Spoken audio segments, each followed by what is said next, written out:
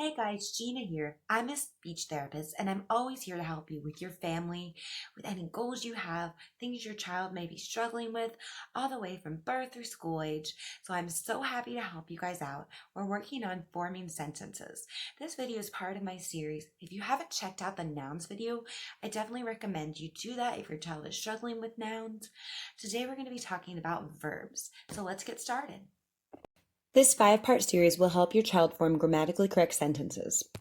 Verbs are action words and things that we can do. Think about all of your 5 senses, and it's probably a verb. Things we hear, taste, smell, see, and touch. Main verbs are still action words, but they can be used alone in a sentence for questions or even for negation.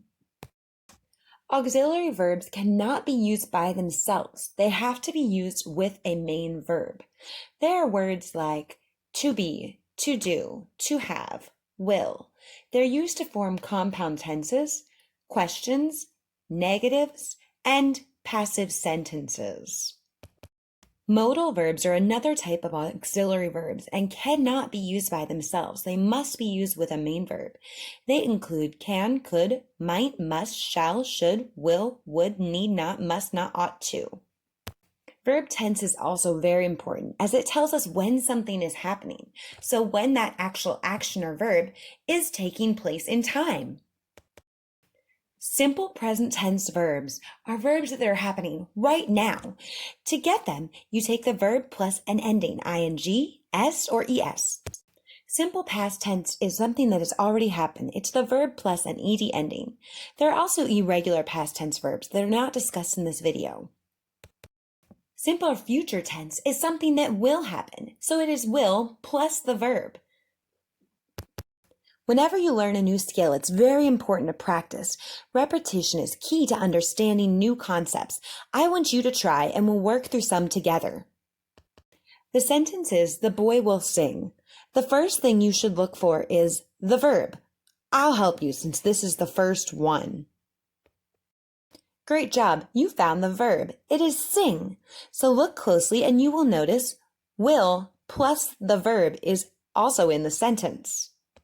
When we see this combination of will plus the verb, we know that our sentence is simple future tense. It's something that will happen in the future. I'm not going to help you as much with this one. I want you to first look for the verb. In our sentence, she baked a cake. Keep looking. I hope you found it. The verb in this sentence was baked. She baked a cake. Did you find the verb baked? Great job finding the verb. Baked, verb plus an ed ending. So think about, when is this actually happening? Past, present, or future? Great job. I think you're getting this. Baked with a verb plus ed ending is simple past tense. It is something that has already happened. Let's try one more. Okay, the dog runs to the ball. Look for your verb first. Have you got it? Keep looking. Great job. You found the verb. Runs is our verb in this sentence. So now start to think, is this past, present, or future? How do we know? Good job finding the clue. We found that runs has a verb plus an s ending. So what does this tell us? Past, present, or future? I knew you would get it. This is something in the present. Simple present tense, a verb plus an s ending. Great job today.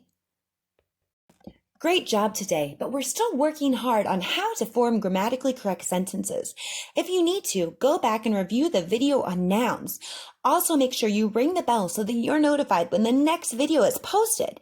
We're going to work through nouns, verbs, pronouns, question tails, and then we'll do some practice. Great job. Keep working hard.